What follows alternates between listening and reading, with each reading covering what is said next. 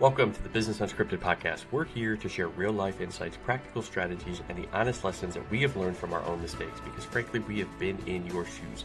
So whether you need help with operations, accountability, financial knowledge, sales, or maybe just getting your mindset right, we are here, and this is the right spot for no-fluff conversations and tools that work. So grab your favorite cup of joe. Let's jump into the show. Let's jump into the show as that famous, amazing, wonderful sounding man on the voiceover says, grab your favorite cup of joe. Let's jump into the show. It's another Friday morning. So it's Business Unscripted. We're here for episode 71. If you're a business owner, aspiring business owner, maybe you have some questions, you're going through some things, you're in the right spot because we're here to share our lessons, things that we've gone through, experiences, things that we're doing right now, as well as things that we help our clients with on a weekly, daily, monthly basis to get over the obstacles that you may be facing in your own business so you can learn from us so that you don't have to experience those things long-term like sometimes we have. So you're in the right spot. Duarne, another episode, brother. Welcome. Hope things are going well on the other side of the world. Oh, you're muted. Oh, so this is why you go live, right? We're, sometimes you have these technical issues. So Duarne's muted, but he's unmuted now. How are we doing? That's so crazy, right? We were just talking. Not muted. I don't know why it muted me. Gotta love technology. Yep. So, we're doing all right here. I just checked Facebook feed earlier and a bit of localized flooding around the area. Thankfully, we are not flooding this time. So, prayerfully, that is a good thing for us. Not so good for everyone else who's suffering from a little bit of flooding localized here tonight. Yeah, I can. I think you were talking a little bit last week. I think it was about how you've kind of taken some precautions now, which is one of those things where you have to invest, and it's better to invest now than later and doing all the work and then wishing you had invested. So it's one of those too easy, right? I mean, it meant making compromises too, because we're meant to be starting an office fit out next month for a new office. And in the meantime, I've got to build my wife an office and fix up the electrical situation here in the office area at the back of the house. And because of the flood mitigation that took a whole week, we now are a week behind on office fit outs. So, it's okay. Because at the end of the day, it is still better to be prepared for those sort of situations. And the delay just means I can come up with more crazy ideas to include in the fit out. So it's all good. Well, and we know you're full of crazy ideas. So Paige, if you're listening to this, I feel sorry for you. I'm sorry. Well, she's getting her own room. She doesn't have to share with me once she's good. So I think she's happy about that fact. She's probably happy for sure about that, where she's like, oh my God, thank God. Oh yeah, it's like how many times I have to do a meeting and I just feel so bad because I'm like, she just has to listen to me talk to clients during the day. Like that's got to suck. So no, not at all. I mean, he's like, I've never considered that. Other people having to listen to me have my conversations all day. Yeah, I mean, I guess depending on how much they like you. She must really love you to do that. Or how often is she going into the house, just randomly just to get away from you? Well, I don't know. Sometimes she says I'll be back and then just doesn't come back and finds excuses with the kids to stay in the house. So maybe that's something to do with it. Yeah, you may find out one day, like down the road, it's like, oh, mom told us just to need her really bad because she just needed to get away from dad. Well, I'm looking forward to her having her own office and her own space because that means I get my own space and my own office back again too. So true. Yeah, it's I might be able to spread some things out and have a workbench off to the side and all sorts of cool stuff. So we'll see. Yeah, it's one of the things I am looking forward to as well. I work in a co-working spot, which is really nice, with other business owners, which is pretty cool. But we have been talking about expanding, and I need more of an office too, for more space, right? Not and some of the things that we've been talking about on a regular basis, but helping clients, and one of the solutions is like it's their machine here at our office that we're running for them, instead of sending to that. So I think the ability to have an office space that could have those things, I think is I'm looking forward to it for sure. And being able to just not, like we were just talking about somebody listening, like if that's somebody else in the co-working office, which there's not a lot, there's just like me and one other person that's typically here all the time. But I do feel bad when I have a lot of meetings and they're trying to get some work done. Like they probably don't want to sit here and listen to me all the time. So it would be nice. And I'm looking to having still same co-working space. We're just looking to expand and get some more people in and, get a bigger space. So it's pretty cool. So I can only imagine now. It's a realization moment, isn't it? It's like, yeah. Because like you can make things, you can move things. You're not just stuck to where the desk is. Like you can move it around and make it feel a little bit more personal. Put things up on the walls that are yours, right? So there's a lot of cool things that I'm thinking about when it comes to like building it out that way. But well, for me, I remember the one time you shared your, like I thought I was bad. You have like 3 ultra wide screens. But then I think back to like your setup at your office right now, where it's just like I would never be able to, even with ADHD, comprehend everything that's going on. Like what you have, it's like really you have, like, I think what is it, 5 like 28? I got 5 24-inch screens across the bottom and 2 55-inch 4K screens at the top, and I just installed a 29-inch ultra wide in length mode over here, which is connected to my 2 coding machines. So 2 dedicated coding machines on a switch, so I can switch between them when I need to with an extra keyboard and mouse. My main system works off a single keyboard and mouse and 7 screens. And for those who think let me ask you that, because obviously, so you're on Mac, and I guess we're really off topic for what we wanted to go to today, but this is also a question, and because I just like to pick people's brains that know things that I don't, which is if you want to learn from something here, find people that know things that you want to know or that have expertise that you don't have and ask them about it, which is why I love having conversations with Duarne. But so you're on Mac, right? You run Mac. No, I used to be on Mac. Okay. I have a Mac Studio here on my desk, but it's only good for a few screens.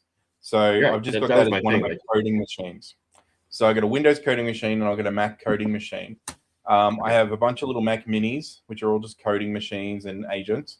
My main computer is actually a Ryzen AMD processor, 64 gig of memory, running 2 graphics cards and Windows. That's how I'm able to run 7. So I'm running 2 RTX graphics cards from NVIDIA, and I run 7 screens through those. And that's all custom built. Like you didn't just buy that off the shop. Yeah, no, I bought all the parts, built it myself, and then set it up. And it's been pretty rock solid for a couple of years. I used to build computers back in the day. That was my thing. And then I've also got a little cluster of mini computers up here behind me on the top shelf. There's about 17 of them up there at the moment, another 10 to go in. And those are just little Linux machines, which are set up as virtual machines.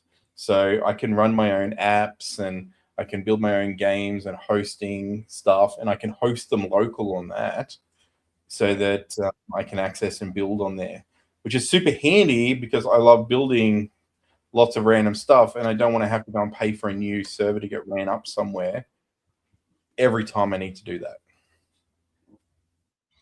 And that's, again, your setup is not typical of what somebody needs, right? To run their business. I would say, maybe 1 or 2 screens would be fine. Depending on like how many computers you're running. Obviously, we're in a different realm where like you don't have to have 12 different computers, which I could see myself getting to that point. But my wife runs a single computer, 3 screens, and she loves it. We're about to switch a machine out for a laptop, and we're going to run that through a dock. So that'll actually have 3 screens plus a laptop with the screen on the laptop. So she'll go to 4 screens. But so let me ask you a good question that people may be like, if they're just getting into it, or maybe they're questioning, like you've used both as a small business owner, like what would you suggest to them, versus Apple versus Mac, or sorry, that's the same thing. Mac versus like a Windows machine as their main system that they're going to be working on a regular basis. Like, how would you advise somebody or tell them what to choose? Sure.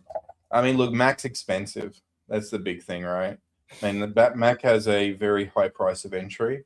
The only reason I've got the Macs that I do is because I bought a lot of them used, and I bought them for a purpose.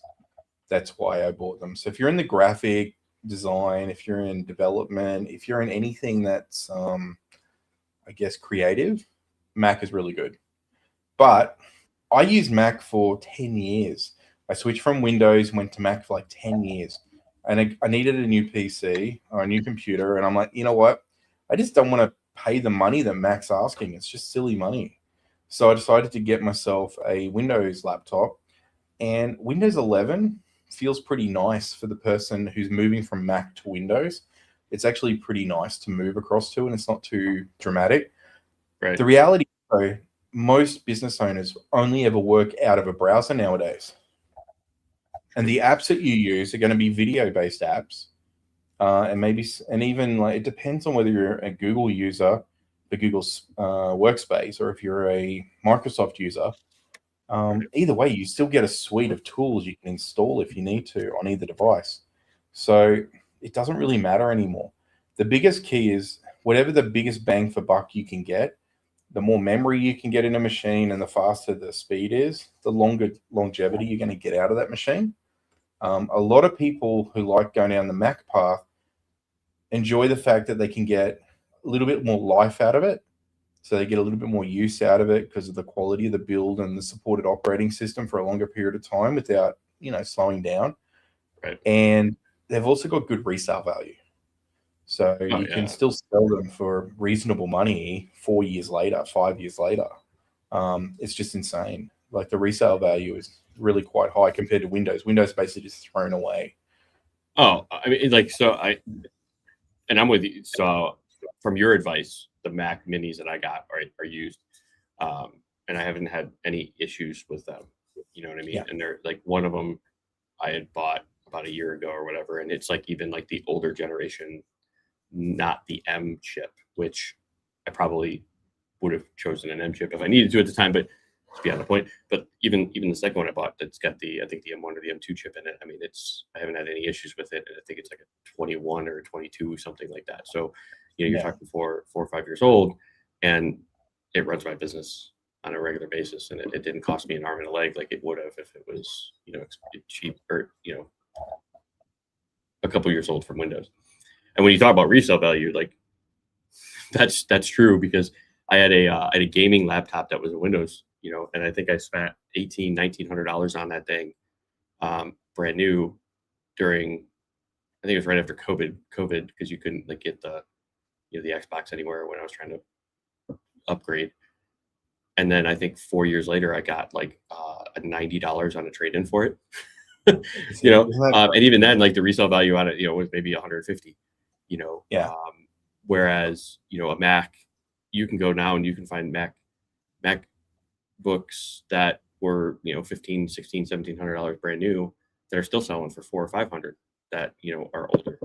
You know what I mean? So 100%. It's like, and that's where I think my MacBook Pro I bought 4 years now when I first started the business, and I think this thing was like $2,000. I probably could still get $400 or $500 even on trade-in.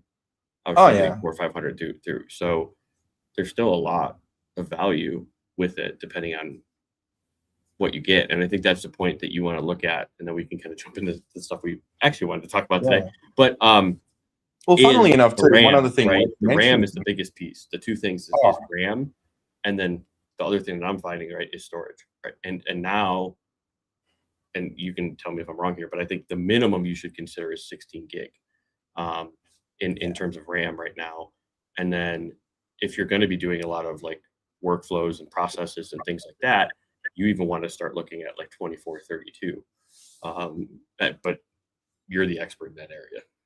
Yeah, I mean, if you're a heavy Chrome user or a heavy browser user and using lots and lots of browsers, Windows is probably a better choice for you, because Windows is cheaper to get a 32 gig machine, and you can have all those browser windows open.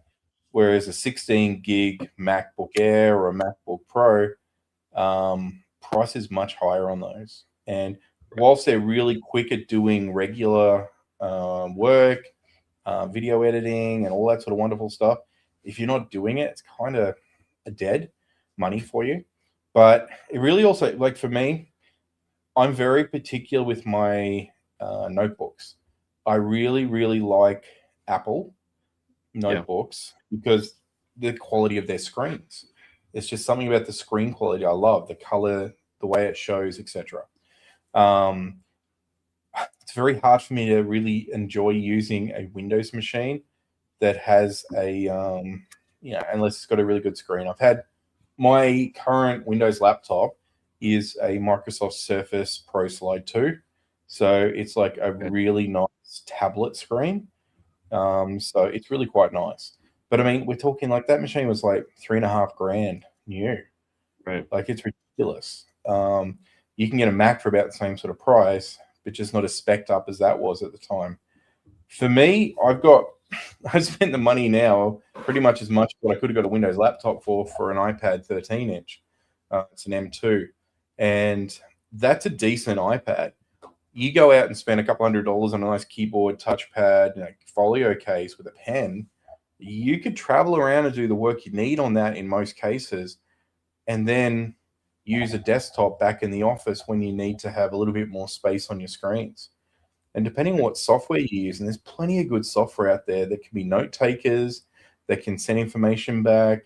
There's plenty of great tools. We're going to talk about one of them later where you can set up communication channels and just communicate to it, and it'll send it back to your main computer to do the work in the office for you. So, I mean, you've got really so many options these days. And the majority of people, battery longevity, Apple still beats Windows in most cases, unless you're doing really heavy editing or coding. That's when it really makes a big difference. But I did read that the memory situation is going to be a problem for another minimum 3 to 5 years, based on what I'm seeing, because the AI revolution that's here is just requiring larger and larger amounts of memory, and demand is there, and the cost to make it's. Well, what's funny is that you when we were talking about this before a little bit, you had mentioned like Apple hadn't changed anything. It hadn't changed their pricing because they had like invested in their memory for a while, but now they had to succumb to it too. They recently just went up all their prices. You know what I mean? So it's like, yeah, and it was a big jump for a lot of people. It was like hundreds of dollars per unit, sort of thing. Yeah, and especially like when you think of small business versus like people like us who need like the 64 gig eventually, memory that's going to help you. I mean, you're talking. I just happened to be looking at some used, right, on eBay. These things are, and maybe they're just crazy price because people are putting them out there, but they have these Mac Minis that are like 65, 126 or 228 gig RAM with like 1, 2, 6 terabytes, but they're selling these things for like $7,000 to $13,000. Yep. Right? Like, holy cow. Like, I could never see investing. I mean, I could see it maybe down the road, but could you imagine, like, that's almost like what you could pay for an entire like Windows server setup. You know what I mean? 100%. Well, if you have a look, there's a lot of people using mini PCs right now as well. So there's a company out there called JMK Tech, and they're a Chinese-based company, and they're doing some really great things in the mini PC space. They've got a really nice AI-first chip called the Ryzen 395 Plus chip. Okay. It comes with 128 gig of memory installed in their new device. It's got ridiculously good cooling. It's about, probably about 1 foot high, about 6 inches wide, and about 2 inches deep. It's very, very slimline. It can be stood up and just sat off to the side as a tower. And it's got 2 heat distribution chambers in it to help with the cooling. That unit sells for about $4,000. Wow. All right, for a 128 gig unit. Now, if you do localized AI coding on it, or a localized AI usage on it, it's about as effective as a Mac Silicon, so a Studio with 128 gig of memory, which is what you're describing there before. And that's going to set you back for one of those units around about Morning, Brian. 10 grand, at the moment with current memory pricing. So like I spent 2 grand on a used Studio with 64 gig of memory here. And it's just, they're so rare to find. And again, we're really into this one, right? But Mac Mini Studios versus just a Mac Mini, like, what's the difference? Like, why would somebody choose a Studio over a Mac Mini? And I guess this is for my preference as well. From you, to pick your brain, and then we'll move on. I know I said it before, but this is that unscripted part that we. Hey, it's okay, right? I mean, this is unscripted. There's actually 2 models of Mac Mini. You've got a Mac Mini regular, which is, and then you got a Mac Mini Pro, and then you got the Mac Studios. The Studio is the big boy. It's about double the size, triple the size of a Mac Mini in footprint size. They have so many more cores for the CPU, for the GPU, and the NPU. So the neural processor, the graphic processor, and the central processor for the compute. They also come in different sizes of memory. Now, the Mac Mini generally tops out, I think, at around about 32 gig of memory. I think some of them might get up to 48 gig now. I'd have to check. But the Pro can go up to 64 and beyond. And a Studio can go up to 512 gig of memory. Gotcha. So they're a much bigger platform for that purpose. Why would you get a Studio? Well, it's kind of like if you're a production house and doing lots of graphic design, manipulation, 3D rendering, or a lot of AI manipulation and coding locally. That's the reasoning for that. If you're just a regular user, just a Mac Mini. Mac Mini M4 or an M5 16 gig 256 storage. Probably get 512 storage if you can afford it.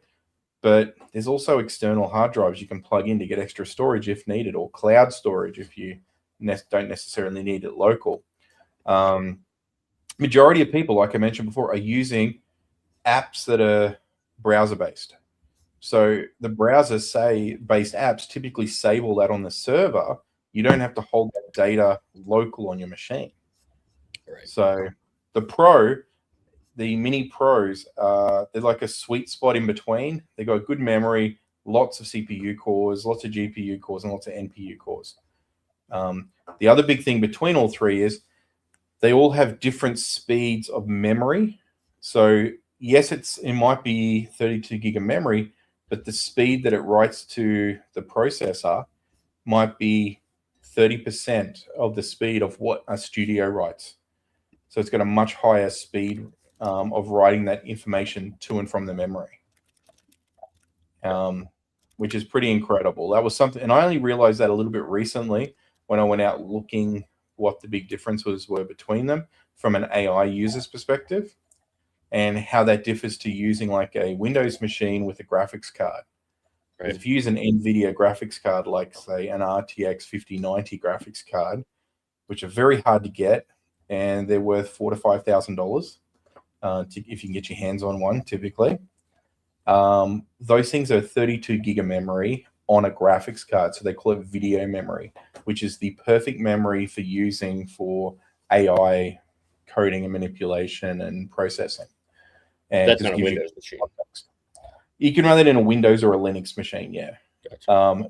Not in a Mac machine. A Mac uses unified memory, which is soldered into the device, which means you can never upgrade it. So that's the other big thing. If you're a Windows person, you probably bought a computer that you have the ability to upgrade, whereas if you bought an Apple, you cannot upgrade. No, like you're in, that's the only thing the downfall of Apple is like what you buy is what you get. Like besides an external hard drive, the actual components, right, that actually run the machine, you're locked in. Yeah, it's like buying a cell phone. You buy a cell phone, and you're locked in on that hardware, and it's the same thing with these Apple computers. And it did actually have a period of time where it used to allow for customization, and then they took it away and they put it back, and now they're back to you can't customize them. And they do it, and they've got it because of the way they've built them now. It's a performance related concern, which is why they've done it this way. Gotcha. So lots of different options, lots of different use cases, but it really comes down to Windows, Apple. You can make either work for your business these days. Neither one is any more secure than the other. If you're running a Windows, always run antivirus, even if it's just Windows Defender on the unit to protect yourself from viruses. Run good cybersecurity, regardless of which device you're using.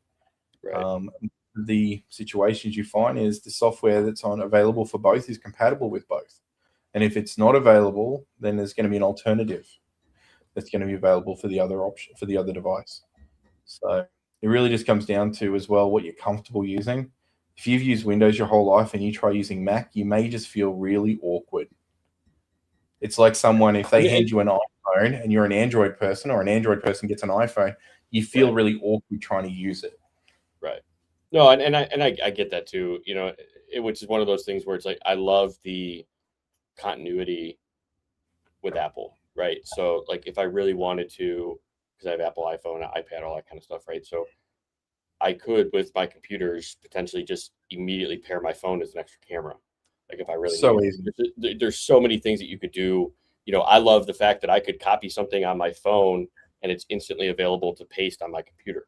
You know what I mean? So there's like these different things that depending on how you're using it, and it's just ease of use. But I think what I'm hearing from you that's important to the user overall is, right, kind of understand how you want to use it, what your budget is, and even if like you don't have to buy new, like search use. Like you can go out, like you don't have to, just because you're in a new business, I got to go out and I got to buy the brand new computer.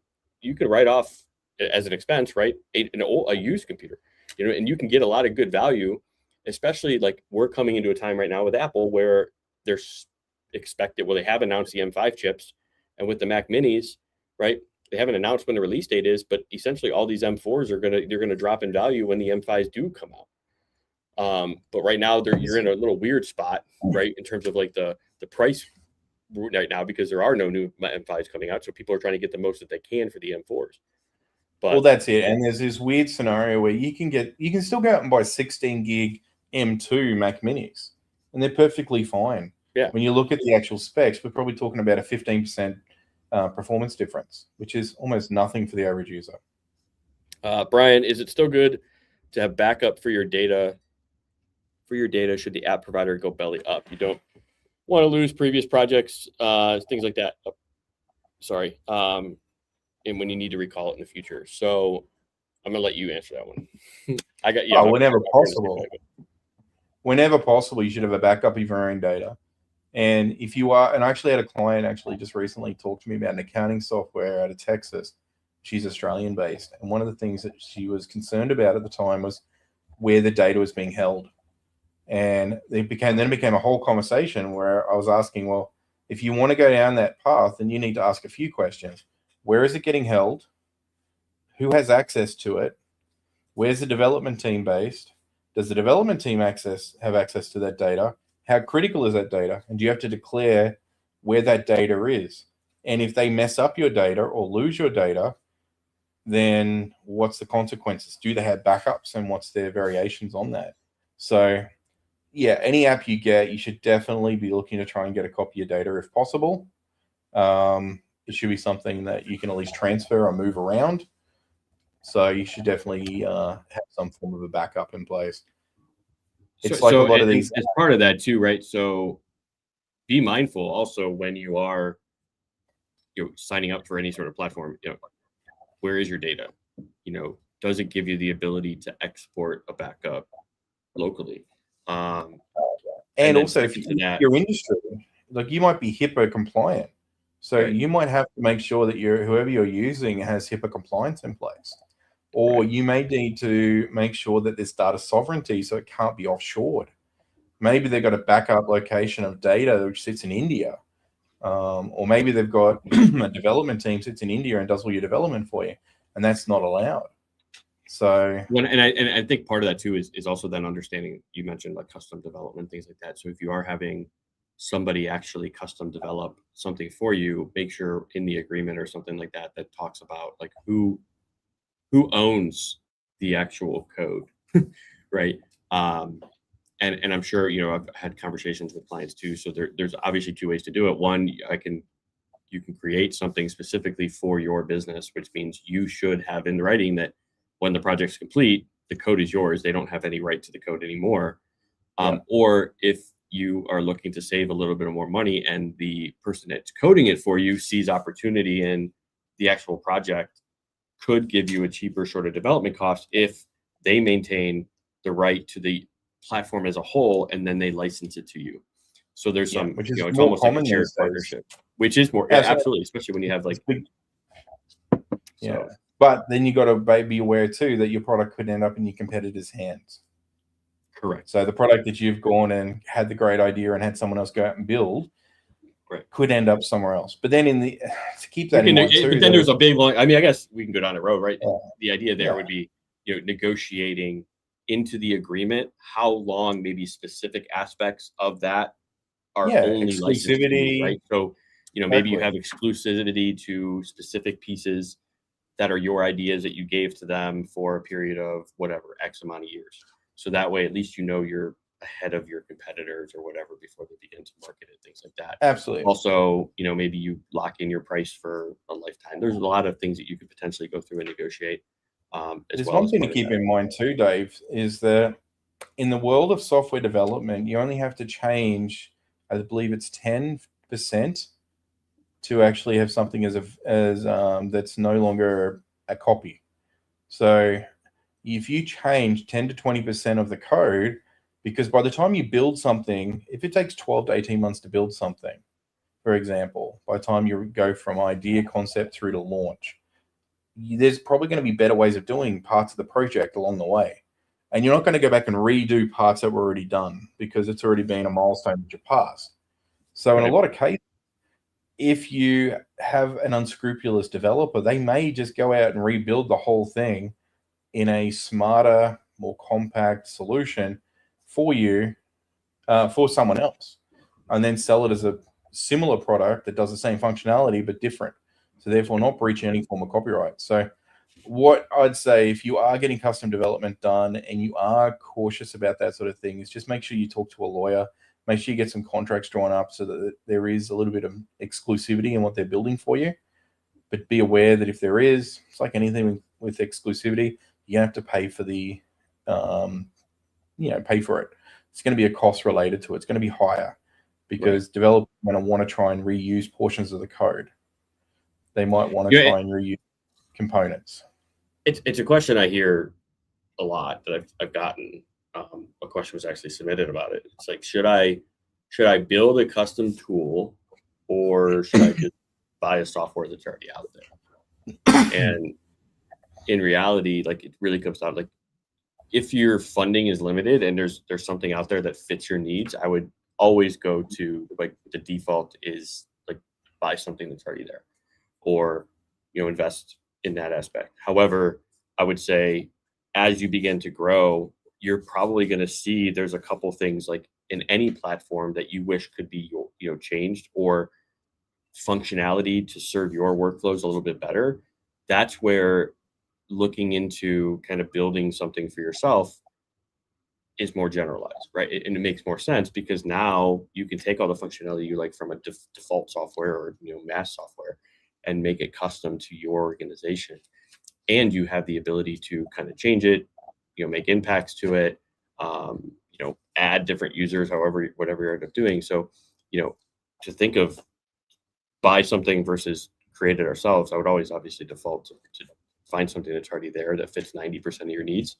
And then once you kind of get past that and you're at a place that makes sense and you have the funds to invest in your custom, which now it's not even as much as it used to be. Like, before I think custom apps, custom program, I mean, it would be, 10, 15, 20 minimum $1,000 to kind of create that.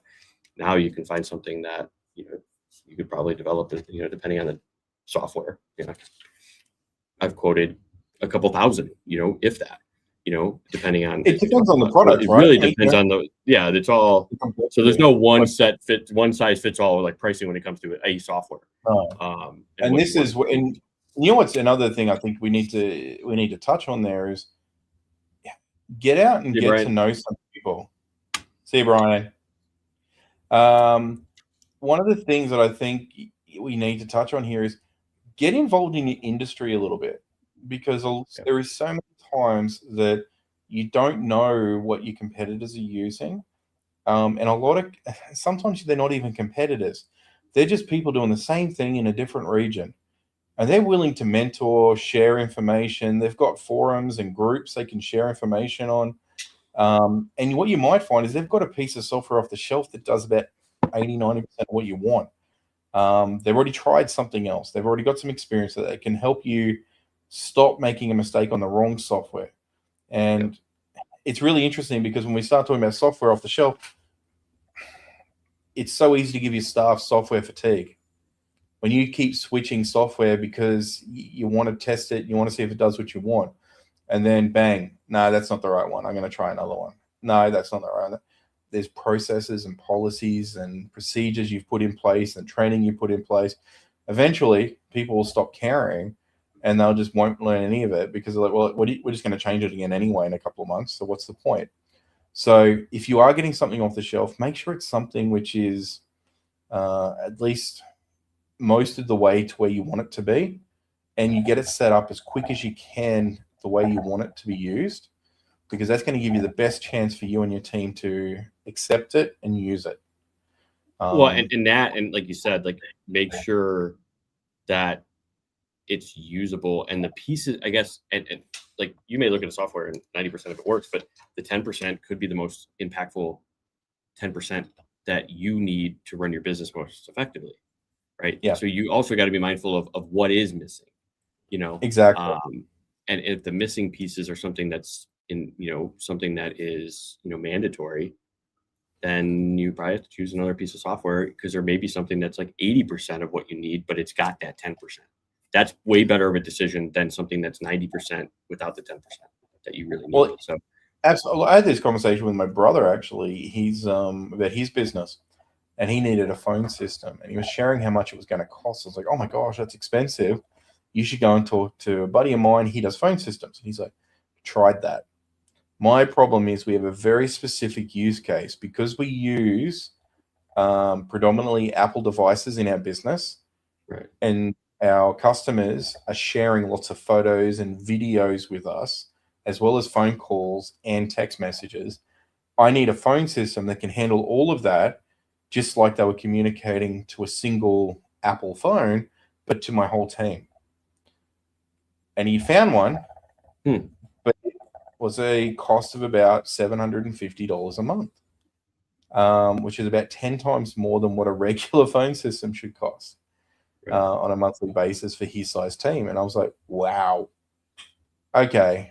When you put it like that, he goes, look, honestly, it's just we miss out on effective communication with our clients, which costs us time, costs us money. So when he put it like that, it was realized that $750 investment was actually a very good investment because it cut down on so many problems along the way. And it was the right software at the time. So how many times have we been in a situation where we looked at a piece of software and no, that's just too expensive, I'm going to get something else, only to find it didn't do the parts we really needed it to do. Right. Sometimes that's why those other pieces of software are the costs that they are. We had it again today. And this is a great example. That is a perfect example of niching. And again, I love our show. This is none of this topic that we have talked about so far today have been any of the three things that we wanted to talk about pre-show. We planned to. Or that we were like, oh, these are some good things that happened this week. But like, for example, that is a great example of niching. And this is why I have this conversation a lot with people. They, especially if you're just starting out as a business owner, you're like, I don't want a niche. I'm still figuring that out, or X, Y, and Z, whatever the rules are. That phone system that is 10 times more is specific for people, right, with Apple products. And they can charge 10 times more because of that. If you are, and everybody else that's charging the 75, it's because, well, we service 99% of the market. So we can only charge this because we're competing with price on everybody else, right? That's the problem if you don't have a niche in your business. So if you pick 2 or 3 niches and how you become an expert at that, and you message to that specific market, now you can charge more because you only work with that specific market and you show the results for that market, which is who that person is. That's step 1. Step 2 is also realizing that, from the point that you picked out, right, is that price should not always be the first thing that you consider, right? Funding should not, first would be funding. Like, what is our actual sort of funding available? It's good to know, but you may actually find that, let's say in this case, maybe he set out and he's like, you know what, I'm going to budget $200 to $250 per month, right, for this, because he had no idea. If he only limited himself to that, he would have probably tried to force feed something else, or just not done anything and continued to lose out on the sales because the 750 was 3 times as much. Yeah. Well, in that situation, prime example was, sorry to cut you there, single phone, work phone was given to an employee who just proved to be a little unreliable. And that just proved to cost time, money, as well as cost customers. Right. So, I mean, there was consequences to earnings and reputation at that point. So, I mean, and so this is that up versus the rest. Yep. This is that prep, right? He knew these things. He knew the errors of what he needed to solve, right? Yeah. And so I think a lot of people go to a software and they don't think as in depth about it. Like, what is this?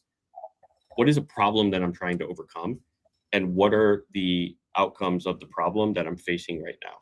And this is kind of twofold. It's 1, if you're looking for something in your business, but 2, you should start thinking of these as you're selling as well, because it's how you're going to help people see the value in what you do. Absolutely. In this case, right, he knew he was losing customers. He knew he was getting bad reviews. He knew things were slipping through the cracks, X, Y, and Z.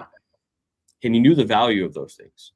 So when he was given the, hey, this is $750 a month, he was now able to analyze, all right, I only budgeted $250 for in the example.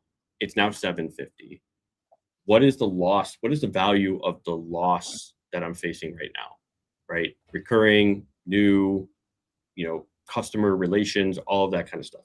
And as you mentioned, he's like, it was well worth it because of the fact that he probably realized he was losing 3, 4, 10 times that a month by having the current system. So it's a good investment to say, all right, you know what, I'm going to go 3 times over because I know I'm going to get this much back as an ROI. And that's the important piece of being able to, when you're on the purchasing side, know that up front. But if you're on the seller side, which as a business owner, you're a salesman, unless you have a specific sales team, but still you got to help train. You need to understand your customer the same way. You need to understand what is the support that you're providing, right? What are the problems that I'm helping them overcome? And what is the typical, cost savings? And sometimes you're not going to understand all of that right away. But this is why you have to ask those types of questions in your conversations with your prospects so that they can tell you. And while they're telling you, they're persuading themselves, and they're also giving themselves the information. You didn't force feed it to them. Even if you know the answer, think of, you're a doctor, right? You are a doctor in the conversation. A doctor doesn't come in to you in the well visit room and immediately come out and point out everything that they think is wrong with you based on the limited information that they have, right? They come in, they ask questions about what are you feeling, where are your symptoms, where's your pain. They start poking and prodding at things, and you're telling them what's happening, and then they're able to diagnose. That's kind of what you're like when you're in these first, second, third meetings, depending on what your sales process is, with your prospect. You're poking and prodding in a gentle way, in a concerning way, where hopefully. Hopefully, you're not sounding like you're reading off a script or anything like that, but in a way that's helping them see the loss value, their time being eaten up, and the money that they're losing or they could make in their own words, if they just had more time to do it, by a solution that you may or may not be able to provide for them. Because remember, you still aren't locked in. So it's not, hey, we will do this for you. It's like, but we might be able to help with that if X, Y, and Z, right? So I think that's a good example to kind of go down a rabbit hole of some on the fact of being prepared on both sides, no matter what you're doing in your business, is important, and not making the monthly amount the piece that you pay attention to. Because in some cases, it does make sense to maybe invest a little bit more because it's more supportive for your business. You know what I mean?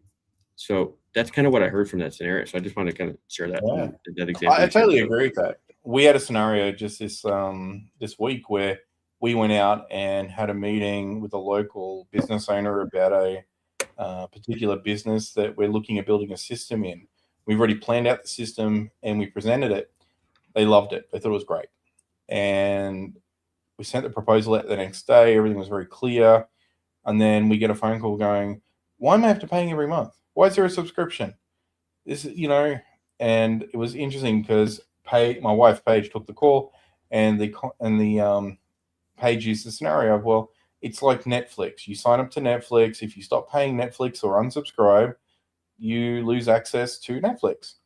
Right. So I lose the booking system that I'm going to be relying on. Well, it's more than just a booking system, but yeah, you would lose access to the booking system. Why can't I just own it? Well, sure you can, but you just have to pay for that. If you want to own it up front rather than licensing it like we talked about earlier, there's a much, much larger cost. And additionally, there was all this other value thrown in, like we were doing logo concepts right at the beginning in the first meeting and winning over some really big, wins with her and her team. And I just said to Paige after a call, I said, you know what? If she doesn't get it, that's cool. Let's just withdraw the proposal. Because at the end of the day, we've already spent 2 hours on site explaining it and going through it and got handshakes that it was all great. We sent the proposal and it was all very clearly laid out in there. And we had that call and it was laid out, and she just kept pushing for a lower price. But you know what? She doesn't understand our value. It's okay. I'm going to pull the proposal. So I pulled the proposal. And do I feel bad about it? Nope. Because I basically made the decision that my value was at the price that I'd quoted it, and that I couldn't negotiate on that price just to win a deal, because I'd end up regretting it in the future. I've been there. I've done that before. Right. So yeah, we've all been there. I've been there where I'm unwilling to negotiate at that point. Yeah. At early on, when you're in the wrong mindset of I just need money, you're willing to look at and again, this is my error of my ways. I always went into a conversation like I have to sign clients, right? I'm trying to build a business. I need to make monthly income, blah, blah, blah, blah, blah, right?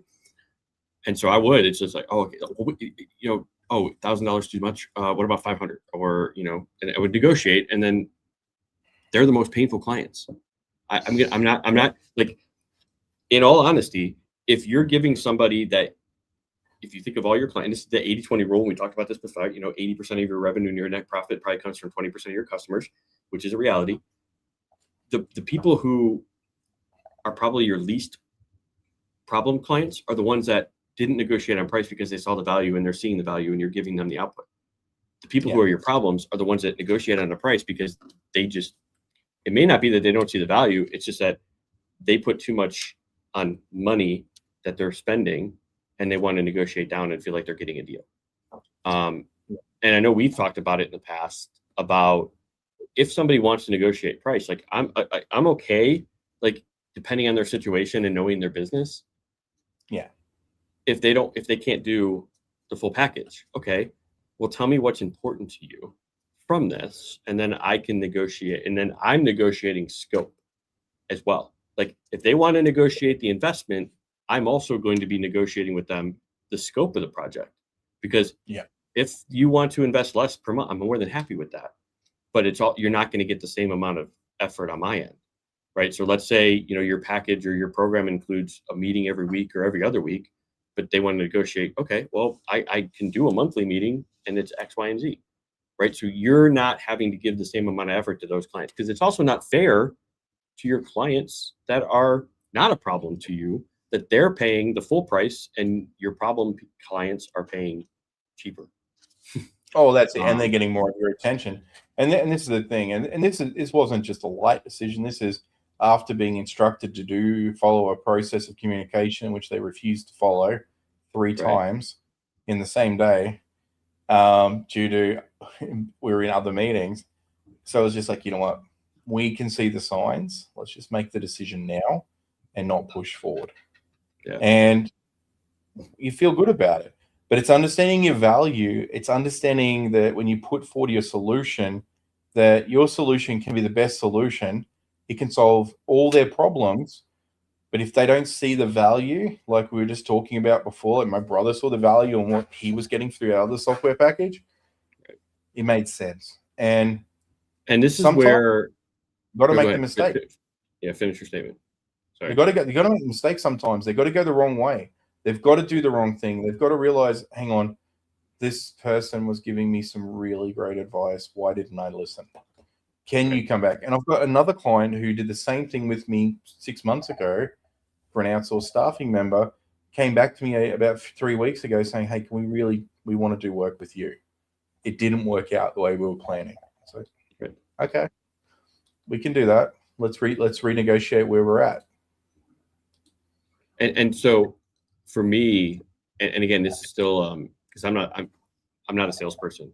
Okay, never been a salesperson in my career in corporate world, so it's still an evolving thing for me. It's only a year and a half into me actually like paying attention to and being mindful that yes, we have to be better at salespeople, but you can be salesperson as a caring way. But when we talk about value and not seeing value, the biggest lesson that I have learned about that is to stop pitching the benefits of your program or your system. Like, what are they going to stop pitching that piece? And I'm actually starting to like incorporate this more into the proposal pieces that we're doing, is more in what are their problems? Like, again, as we talked about, what are the problems? What are the obstacles? What are the pains? Yeah. That's what you need to be talking to in your proposals, and what the solution looks like possibly with that proposal, not just lead with all the benefits. Because if you do that, and you could probably think of when you're looking at a proposal for yourself, you're trying to evaluate, what does it mean for me? Like, what's in this for me?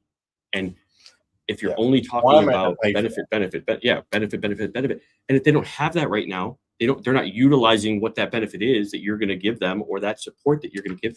They have no idea what that is. They have no idea what the value is. So that's why, like, a lesson for me that I learned was, like, if somebody's not having an advisory session yet, they don't know what that is. They don't know what they're missing. They don't know the value of the conversation for 45 to 60 minutes with somebody that is going to push back on them, right? Or that is going to, ask the hard questions that they need to do. So what you have to do is you have to say, like, right now, you had mentioned in the conversation that you don't have a support system. Using or signing up for this level of service would give you a support system where every week you're talking X, Y, and Z. And it's all written in their space. It's not, well, I serviced 150 clients, blah, blah, blah, blah. They don't care about that. They want, they want to know that what the outcome is for them personally. What is the outcome for them personally? And it's interesting because it was one of the things that you'll find in sales, one of the hardest sales to make is with people who have not started a business yet. They're in the very, very foundational stages of it, and they're looking to get the products they need or the services they need. And it's their first business. And it's their first business. What they're typically going to be doing is they're going to be shopping around based on price, because by default, they feel that's the best thing to do, not based on, oh my gosh, this just saves so much time. And if you want to look at a prime example of that, when I got married, we hired a wedding planner, and she took care of everything. And no stress to me at all. No stress to my wife. We turned up to a few meetings, talked a few things through, tried a few different foods before from the caterer, picked a few different bits and pieces, went and got some clothes, turned up at the event, had a great time, went home. Didn't have to clean anything up, just had to sign a check before the event. Best decision ever. I've seen friends who have gone in and had weddings and did not use wedding planners, and I just shook my head when they came back with all the stressful scenarios after the fact. Our wedding was 100 people. I mean, it wasn't a small wedding. It would have taken a huge amount of effort to plan that. So kudos to that.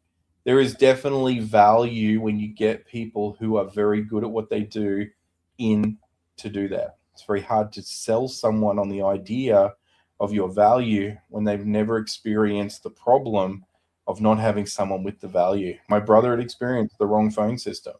He knew what it meant to have an employee not handle the calls correctly. So he had the pain and knew what his outcome needed to be. And sometimes walk away if the person that you're trying to do sale with can't establish the value because they're not ready. Maybe that's not the right customer for you. And that's why for me, like I go into a lot of conversations now after kind of going through the training that I did, realizing that I don't need every sale. I don't want every sale either, because they may not be a good fit, personality wise, etc.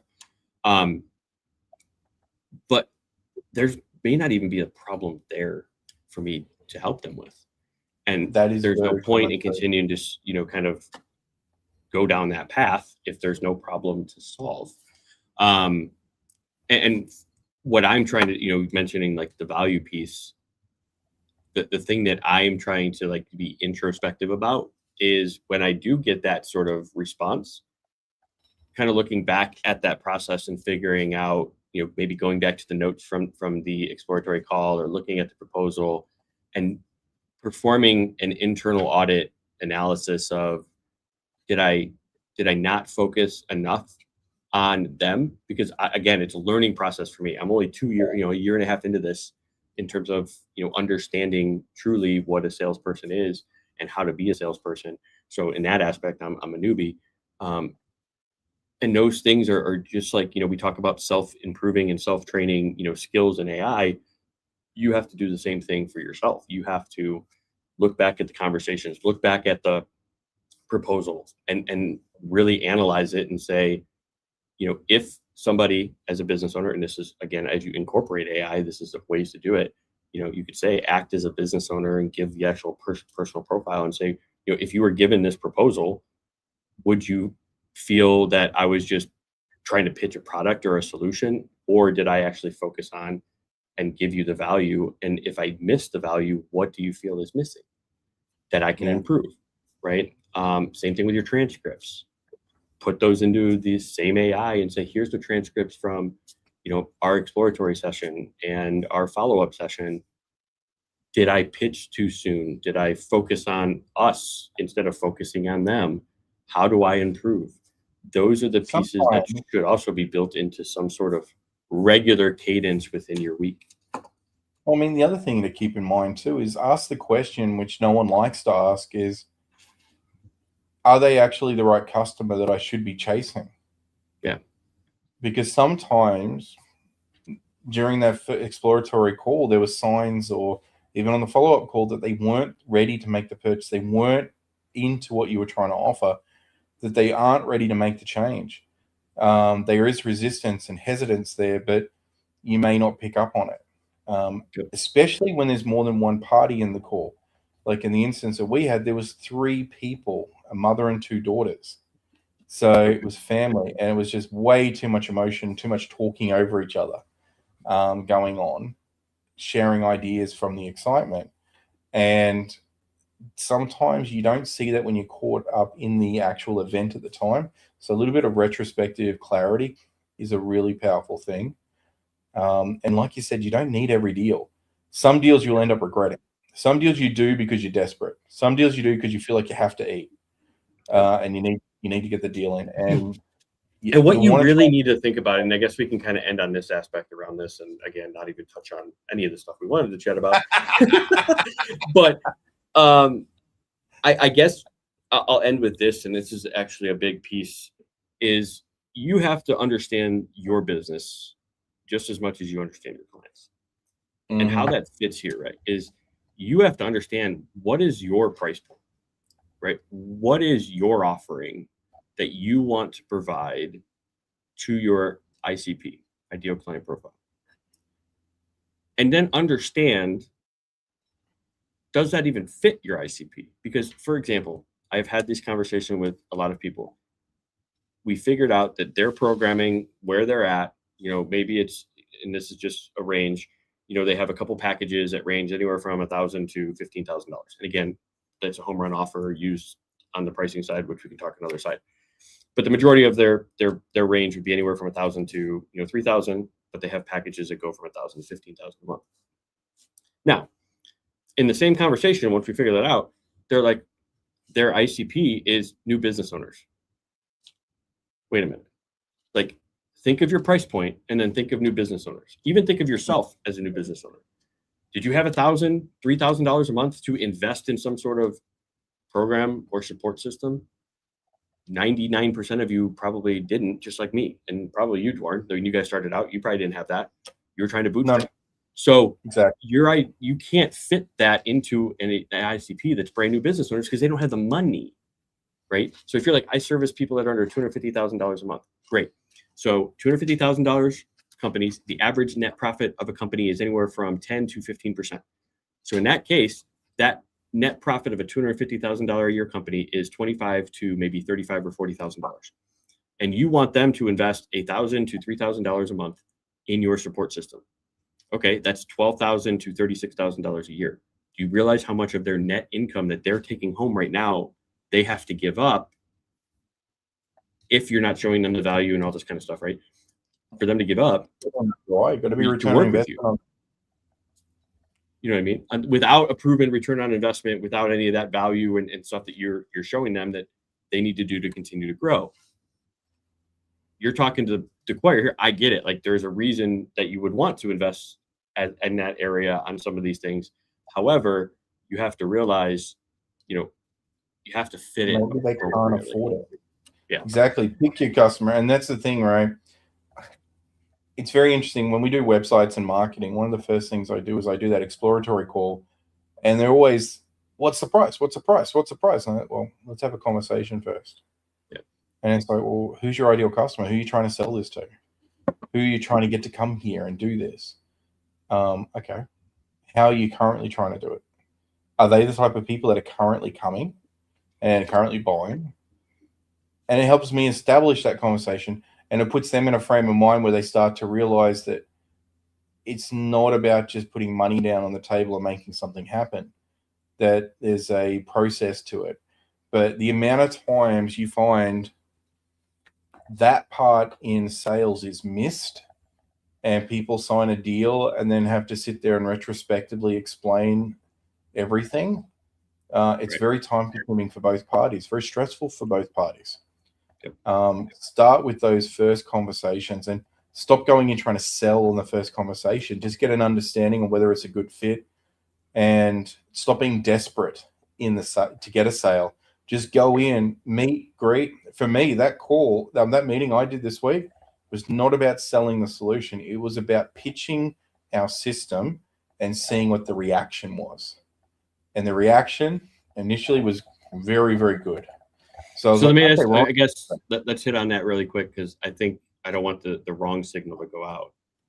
Yeah. It wasn't your first meeting that you're pitching your system, right? This was, or correct me if I'm wrong, like you've already had conversations with them prior to this. Now it was finally getting to the point of, hey, let's talk about a possible solution, right? Or was this a first meeting that you were having with this group? This is the first meeting where they wanted a solution. They wanted a website and they wanted to solve all these other problems that they were trying to do around and you've marketing. Been talking with them leading up to this point. It'd been a conversation had on a phone prior my team. And that's the point I wanted to clarify, but because if we understood some of the basic information before we went out there, Then we got to listen to the full scope of it. Yeah. Then put forward. So this is what you're trying to solve. Yep. This is what you're trying to solve. Yep. This is what you're trying to solve. Okay. And if you think of the process overall, and then I'll let you get back to it real quick, the last 10 to 15% is where you should be talking about a possible solution. The first 85% of the conversation should be focused on them, asking them questions and having them answer. That's how they're going to persuade themselves, by them being talkative. And then you can pitch at the end 10% if there's a thing that you've identified that is a problem. But all right, go ahead. Sorry, I wanted to clarify that before. No, absolutely. But yeah, look, if I had to go through this particular instance, there was a lot of red flags for us. 1 hour late to a meeting, when was a big red flag for us. You know, I was ready to leave. My wife hadn't finished her coffee yet. It's the only reason we hung around that extra 5 minutes when they turned up. One person in the meeting turned into 3 people in the meeting. So just lots of little things, lots of talking over each other. Tried to end the meeting 3 times over a 45-minute period because we had a dinner to get to, and just a lack of respect for our time, being able to let us leave. So it's just little things, and all those little things can be overlooked up until you sit back and retrospectively look at them with the extra things that came in the next day after an official proposal's been sent out. So my biggest advice to anyone is, you don't try and sell in that first meeting. Right. Pitch a concept and an idea and a solution. Follow it up with your proposal, and then sit back and think about how that meeting went and make a decision. Is it the right sort of relationship you want to get into, or is it something you want to take a minute to think about? And sometimes you don't take every deal. Sometimes it's not the right deal. Sometimes the email you send is, sorry, I don't think this is going to be a good fit. Yep. And make the decision. Or at the end of the conversation, you don't even get to that. You just say, you can even just kindly suggest, based on what I've heard so far from you, I don't think you're at the right stage where we would be impactful to your business. But you can point them in the right direction, and that's how you stay top of mind. Like, that is such an impact to a prospect, because they automatically know that you're not selling them. You're not trying to force something down their throat. That's going to have a lasting effect than you trying to make something that maybe isn't right for them at the stage that they're at, and trying to force feed them or adjust it so that they just buy from you. So just being able to say something as simple, and this is how I have tried implementing it with my conversations too, is let's have a conversation. At the end of that conversation, if there's appropriate next steps, we can talk about those, or we can point you in the right direction of where you should go based on your situation. That's the goal of the conversation. And taking the pressure off yourself to have to get to a close is such an immenseful relief that I can't even explain it. Like, you just have to do it. And it's a mindset. Like, for me, and I'm sure a lot of other people are feeling the same way, it's like, that's counterintuitive. It's like, you're supposed to be trying to know. It's just a release to go into a conversation and know that you're not trying to put the pressure on yourself, that I have to say the right things to get this person to agree to close at the end of this conversation. You're just free to listen, to understand, to care. And that's the biggest piece. So hopefully you're in business to care about the people that you're solving and their problems with. That's when you can start to actually truly be impactful with your business. Absolutely. And it's not about you don't even have to make a sale to be impactful. They walked away from that meeting with so much value, more than they anticipated, even though I don't plan to do business with them in the future. And look, they're not the first person I've done that with. There's plenty of people. And they may get their shit together, right? They may get their shit together and come back to you and be like, "Hey, Duarne, we love that you pointed us in the right direction. Let's do some business now. Let's have another conversation." Yeah, and then you'll test them again. You'll go and see if they, still don't respect your time. And at that point, you have another opportunity to say, "Yeah, I still don't think it's a good fit." 100%. But you control that conversation instead of you trying to be pressured into the situation because you're trying to force every sale. And that's exactly right. And we've been doing that with our staff for a long time now too, where we make sure that we get the right fit staff member rather than try and force fit a staff member in just because they've got good resume or a good skill set. They have to have the right attitude, the aptitude, good communication. They've got to be able to tick all the other boxes as well. You got to be able to fit with our team. And this is, if you take that much care when you're hiring people, you should do the same thing when you're bringing in clients, because those clients have to work with your team. We had a great experience. I referred a client and did a intro call along with the client and the vendor that I introduced them to earlier this week. When they both get off the call, I get 3 messages. There was two people from the client side, plus there was a vendor in the call. All 3 messaging me separately, going, "Oh my God, that was a great meeting. I love this guy. He's so awesome. I want to do business with him." And I'm like, okay, cool. Great connection. Really well done. That's the sort of feeling you want to have with clients as well. You want everyone to feel like they want to work together. I remember speaking to the vendor afterwards, and his reaction to his staff member who walked into the room saying, "They're going to be really fun to work with." Right. That's like, and I got a similar reaction from the client that I referred. So I think you get, when you've got that 20% of clients you really want to, that don't feel right, let them go. The 80% of the clients that feel really good and are great to work with, hang on to them, because that 20% will make you work too hard for it. Yeah, and it's also that's another analysis that we can get into. Maybe we can talk about it next week. Would be doing that recurring evaluation of the 80-20 in your business. So I'll leave you on a teaser of that. Duarne, well, buddy, another great conversation. What we planned to talk about. An hour and 15 minutes already, and not one thing has been mentioned about the 3 things that we would like to have talked about from this week. So we'll try to bring those back in. They'll be relevant next week. Yes. So we'll talk 80-20, but we'll also kind of talk about the 3 things we were going to talk about this week.